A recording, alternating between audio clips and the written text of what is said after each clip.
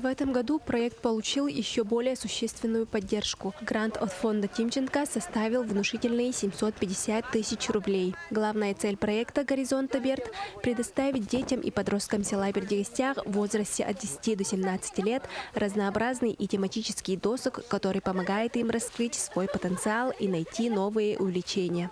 Миссия нашего проекта – это раскрытие потенциала и создание возможностей для самореализации детей и подростков в возрасте 10 и 17 лет в нашем горном районе.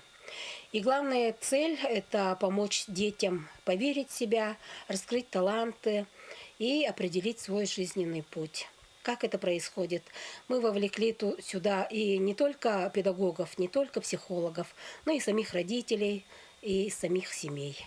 В этом году проект предлагает участникам 3 ключевых направления, каждый из которых посвящен определенному направлению с целью дать ребятам возможность попробовать себя в разных областях и развить разнообразные навыки. На днях по экологическому направлению проекта юные энтузиасты участвовали в экологических акциях, субботниках, экоуроках, а также ранней весной выезжали в Национальный природный парк «Синяя» на познавательную выездную экскурсию.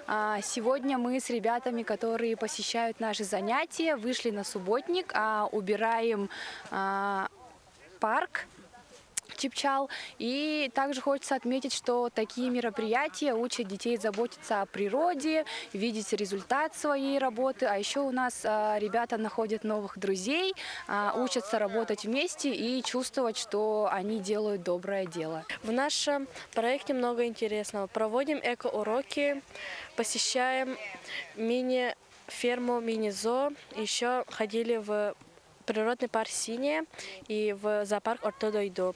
Мне здесь все нравится.